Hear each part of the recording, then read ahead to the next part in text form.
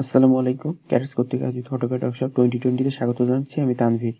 আজকের topic introduction to status bar.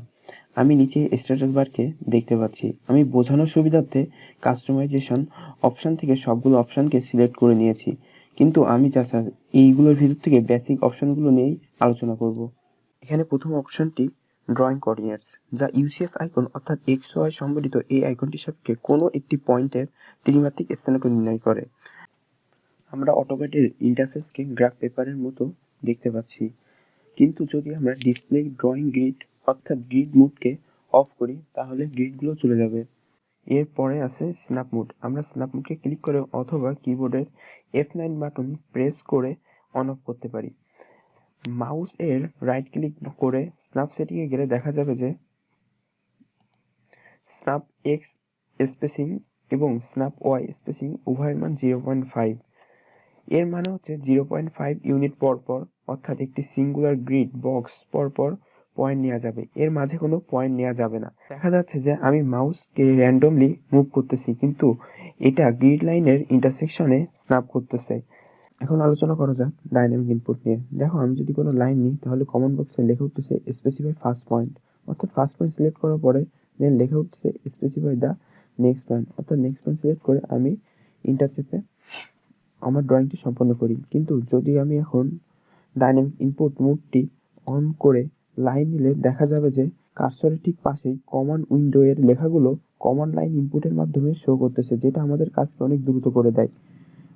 অর্থাৎ আমি যে লেখাগুলো কমান্ড বক্সে দেখেছি সেই লেখাগুলোই আমাকে শো করতেছে। আমরা সহজেই কিবোর্ডের F12 কিটি প্রেস করে ডাইনামিক ইনপুট অফ অন করতে পারি। এবার আলোচনা করা যাক অর্থ মোড নিয়ে, যেটা আমাদের কিবোর্ডের F8 কি প্রেস করে অফ অন করা যায়, অথবা মাউস দিয়ে সহজে ক্লিক করে অফ অন করা যায়। অর্থ মানে লম্ব, অর্থাৎ আমরা যদি অর্থ মোড অন করে লাইন টানি তাহলে প্রত্যেকটি লাইনের সাথে 90 ডিগ্রি অ্যাঙ্গেল করে হবে। অর্থাৎ দেখা যায় যে আমি একটি লাইন টানলাম, দেন পরের লাইনটা 90 ডিগ্রি অ্যাঙ্গেলে তৈরি হচ্ছে, অর্থাৎ স্ন্যাপ অলওয়েজ 90 ডিগ্রি অ্যাঙ্গেলে হবে। আমরা যদি রেক্ট্যাঙ্গেল আঁকতে চাই তাহলে খুবই সহজে অর্থ মোডের সাহায্য নিয়ে রেক্ট্যাঙ্গেলটি আঁকতে পারি। যেমন অর্থ মোডটি অন করে লাইন অপশন নিয়ে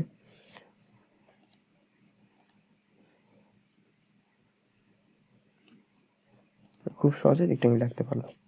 এখন আলোচনা করা যাক প্লট ট্র্যাকিং মোড নিয়ে, যেটা সহজে কিবোর্ডের F10 বাটন প্রেস করে অফ অন করা যায়, অথবা মাউস দিয়ে সহজে ক্লিক করে অন অফ করা যায়। এখানে লক্ষণীয় যে যখন আমি প্লট ট্র্যাকিং মোডটি অন করলাম তখন অর্থোগোনাল মোডটি অফ হয়ে যাবে, এটা অটোমেটিক্যালি।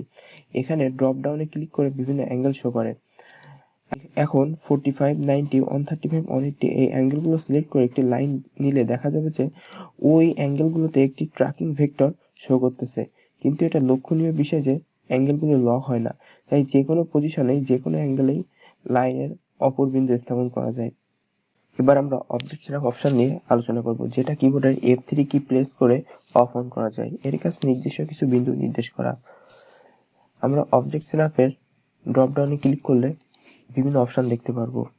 যদি আমরা অবজেক্ট স্ন্যাপ মোডটি অফ করি দেন একটা লাইন নিই, তাহলে ওই লাইনের কোনো নির্দিষ্ট বিন্দু থেকে আরেকটা লাইন নেওয়া যাবে না, অর্থাৎ এন্ড পয়েন্ট মিড পয়েন্ট থেকে একটা লাইন নেওয়া যাবে না, কিন্তু এই লাইনের বিভিন্ন পয়েন্ট থেকে আরেকটি লাইন নেওয়ার দুইটা উপায় আছে। একটি অবজেক্ট স্ন্যাপ মোড অন করে এর যেগুলো সিলেক্ট করা, অর্থাৎ আমি ট্যানজেন্ট নিতে চাইলে ট্যানজেন্ট সিলেক্ট করব, ইন্টারসেকশন নিতে চাইলে ইন্টারসেকশন সিলেক্ট করব, অথবা লাইন বাটন নিয়ে শিফট প্রেস করে রাইট ক্লিক করলে এখানে অবজেক্ট স্ন্যাপের অপশনগুলো পাওয়া যাবে। এখানে ইন পয়েন্ট সিলেক্ট করে আমি ইন পয়েন্ট থেকে লাইন নিতে পারি। আমরা যদি এই দুইটি ইন্টারসেকশনের মধ্যে একটি লাইন টানতে চাই তাহলে হয় অবজেক্ট স্ন্যাপ অন করে ইন্টারসেকশন সিলেক্ট করে একটি লাইন কমান্ড নিব এবং ইন্টারসেকশনে ক্লিক করব এবং অপোজিট ইন্টারসেকশনে ক্লিক করলে লাইনটি চলে আসবে, অথবা অবজেক্ট স্ন্যাপ অফ করে একটি লাইন নিয়ে ইন্টারসেকশন পয়েন্টে গিয়ে শিফট চেপে রাইট ক্লিক করলে এখানে ইন্টারসেকশন পয়েন্ট দেখাবে, অর্থাৎ আমি ইন্টারসেকশন ক্লিক করলাম। এবং অনুরূপভাবে আমি এইখানে ইন্টারসেকশন এসে শিফট এবং রাইট ক্লিক করে ইন্টারসেকশন সিলেক্ট করলে ইন্টারসেকশন দেখাবে এবং লাইনটা আঁকা সম্ভব। এই হচ্ছে আজকের টপিকের আলোচনা।